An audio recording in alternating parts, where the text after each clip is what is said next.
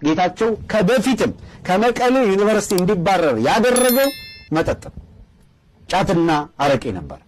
በመጠጣት አግኝቶበት ይጠጣ ገጠም አርጎ ይጠጣ ጠጣ ለኔ ማምጣ። ሰላም ተከታተልቲ ራእይና ሰላም አምላኽ ምሳኹም ይኹን። ሎማዓንቲ ኣብ ህሉ ኩነታት ፖለቲካ ትግራይ እንታይ ኣሎ ኣብ ዝብር ኣርእስቲ ገለ ነገር ሒዘልኩም መጽ ኣለኹ። ብፍላይ ድማ ኣብ ልዕሊ ጌታቸው ረዳ ዘሎ ተቃውሞ ሓደ ግዜ ድማ ደገፍቲ እንታይ ከም ዝብሉ እስኪ ነዛ ቪድዮ እዚኣ ራእይዋ እሞ ኣብ መወዳእታ ገረ ቁሩብ ሓሳበይ ድማ ክበኩም ሰናይ ምክትታል። የእውነት ነው የምናገረው። ትልቁ ፈተና የእውቀት ችግር አይደለም ያለበት። ጠዋት ሲመጣ አይኑን እየዳጠ ነው። አሁን ቢቢሲ ኢንተርቪው የሚያደርገው ላይ ብታዩት አጋሩን አረቄ ላይ እንደነበረ ከቃለ መልሱ ላይ የምታዩት መጠጥ ላይ ያደረ ፊት ያስታውቃል። ጌታቸው ረዳ ቦድካ ጠጣ ለኔ ማምጣ አገላጥ ጠጣ እዛ ገንዘብ ተኪላም ጠጣ ወድካም ጠጣ ጠጅም ጠጣ ጠላም ጠጣ ለኔ ማምጣ። ፈተናው የሱ ይሄ ነው። ዊክ ጎኑ ሰው ተመልሶ ቆላ ተንቤን መሄድ ተመልሶ የሆነ ነገር ውስጥ መግባት ለጌታቸው ረዳ ከባድ በህይወቱ አይቶ የማያውቀውን ቻሌንጅ ያየበት ወቅት ነው ባለፈው። ስለዚህ ስካይላይት ላይ ውስኪ ያማረጠ የጠጣ እንደፈለገ ፈታ የሚል ሰውዬ በማናቸው መልኩ እዛ ህዝብ ተጎድቷል ብሎ ሌላ ነገር እንዲያስጨንቀው አልፈቀደም። ትግራይ ሀገር ናት ብሎ ማሰብ የሚፈልጉ ብዙ ሰው እንዳላቃለሁ። እኔም ሞቅ በሚለኝ ሰዓት እንደዛ አስባለሁ። መመኘት ችግር የለውም። ተከታተልቲ ከም ሰማዕኹም ጌታቸው ረዳ በመሓርኛ ዝገበረው ቃለ መሕተት ብፍላይ ድማ ንብዙሓት ተጋሩ ከቁጥዕ ዝኸኣለ ዘረባ ትግራይ ከም ሃገር ወይ ከዓ ትግራይ ትስዕር ዝብል ዝነበርኩ ሰኺረ ብምባሉ ነበረ። እዚ ከቢድ ንዕቀት እዩ። ከቢድ ንዕቀት ኣብ ልዕሊ ህዝቢ ትግራይ እዩ። ምክንያቱ ተጋሩ መናእሰያት ተጋሩ ደቂ ኣንስትዮ ኣሕዋተን ክርስቲያና ክዕመፃ ኣዴታተን ክርሸኑ ክዕመፁ ኣቦታቶም ብዙሕ መከራን ሽግርን ክወርዶም ከሎ በቲ ዝርእይዎ ዝነበረ ከቢድ ዝኾነ ግፍዒ ሰኺሮም እዮም። ናይ ብሓቂ ሰኺሮም ኣብ ቅድሚኻ ከቢድ ግፍዒን መከራን ክወርድ ከሎ እንተዳ ርኢኻ ናይ ብሓቂ ሞት ንምሞቱ ምእንቲ ሃገረይ ምእንቲ ህዝበይ ምእንቲ ኣደይ ምእንቲ ሓፍተይ ምእንቲ ህዝቢ ዓደይ ትግራይ ኢሎም ብዙሓት እዮም ናብ በረኻ ወፂኦም ከቢድ መስዋዕትነት ከፊሎም ንስ ግን ሰኺረ ይብል ኣሎ። ብጣዕሚ ዘሕዝን። እስኪ ንቀጽል። ጌታቸው ረዳ ቦድካ ጠጣ ለኔ ማምጣ አገላጥ ጠጣ። ሎክ ዛሬ ካሉ አበይት ዜናዎች መካከል አንዱ ጌታቸው ረዳ ግብግብ እያለ ታገልለታለሁ ሲል የነበረው የትግራይ ህዝብ ዩኤስኤድ ድርጅቱ በመዘጋቱ ምክንያት ስራ በመቋረጡ ምክንያት 1 ሚሊዮን የትግራይ ተወላጆች ሎክ 1 ሚሊዮን ሶፋር ለትግራይ ተወላጆች የእርዳታ ምግብ ሲያቀርቡ የነበሩ ድርጅቶች 100% ዛሬ ስራ ቆመዋል።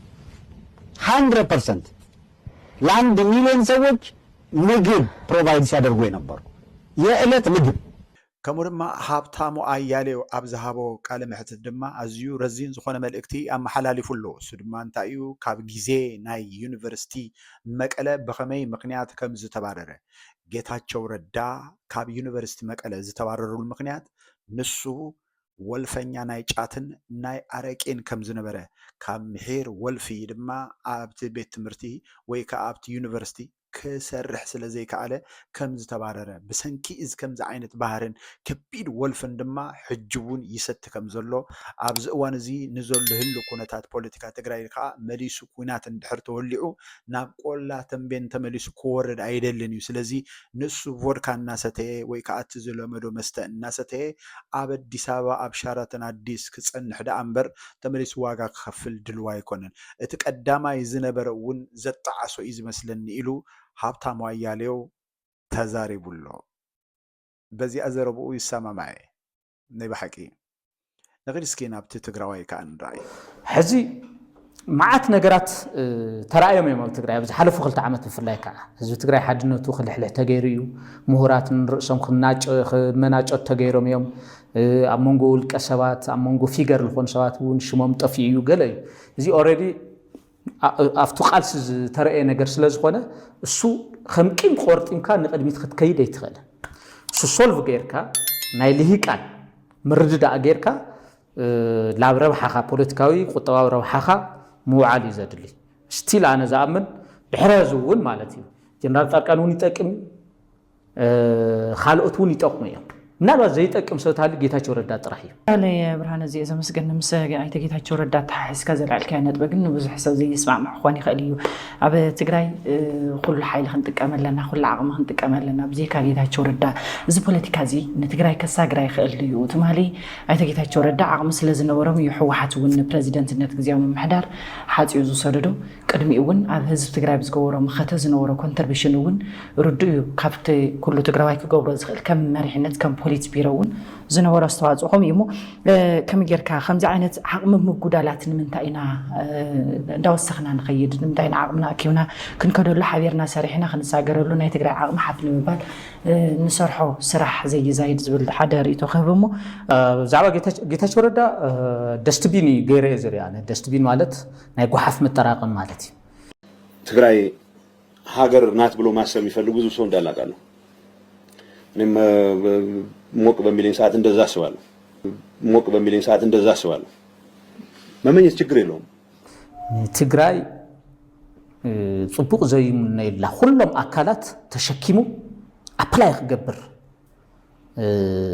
ዝጽርሰብ ዝኾነ ጎሓፍ ትእክወሉ ደስትቢን ሆሞ የዝርዮ you know in 80 ቢሊዮን ቅርሺ ዝግመት የአብይ አህመድ ሂወል በጀት ትግራይ አብይ አህመድ ደጌታቸው ሂወ ቅርሺ ዚያበይ ይሉ ፍቆዶ አኺዋ ሕማቃት ዛረው ወዘረባ ኻቢነ ዝሰብኩ ለይተገርሑ ሕማቃት ሰባት ፍቆዶ አዳራሽ አበልና ከፈለ ይብትን ነይሩ ህዝብ ትግራይ ሓድነት ለመብታን ይብትን ነይሩ ጌታቸው ዛረው ዘረባታት ማለት ጌታቸው ምናልባት ከም ደስትቢን ኮይኑ ከገልግል ሆሊ ሞቅ በሚለኝ ሰዓት እንደዛ አስባለሁ ጌታቸው ከበፊትም ከመቀሌ ዩኒቨርሲቲ እንዲባረር ያደረገው መጠጥ ጫትና አረቄ ነበር ሓደ ደስትቢን በጣም ስለልባላሽ ሓቢር ካምስት ጎሓፍ ይቀድብር ሆሞ ኸውን ኸሊ ሶ ጌታቸውን ትግራይ ክጠቅማ ይልብል እምነት አነ የብለኝ ብስሩ ስለ ተቃውሞ ጥራሕ ኣብ ርእሰ ምሕዳር 40 ሰባት ማህዮም ከልክልዎም አልሐዚ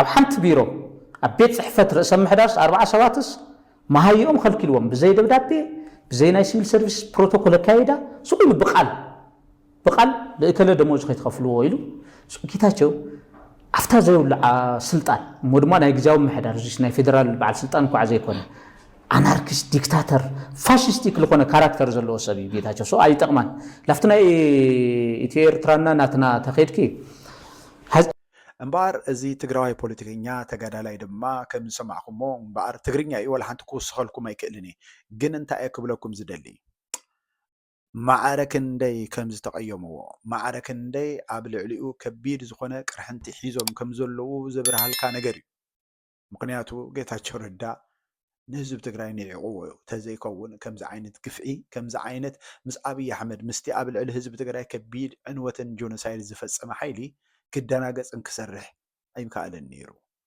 ስለዚ እዚ ነገር እዚ ማዕረክ እንደይ ከቢድ ጽልዋ ከም ዘለዎ ክትፈልጡ ኢለ ነዛ ፕሮግራም እዚ አቅሪበልኩም ዘለኹ ናይ ጂጂ ድማ ከም ዝትሪእዎ በቃ ይስተ ንሱ ይስተ ንዓይውን የምጻለይ እናበለት ትላገጻላ ናይ ባሕቂ እንታይ ከም ዝኾነ ታይንፈልጥን ኢና እቶም መቅረብ ቀረባ ቤተሰብ ዝኾንኩም ተሊኹም ማዓድዋ እስኪ ገለ ነገር እንድሕር ተፈዊሳ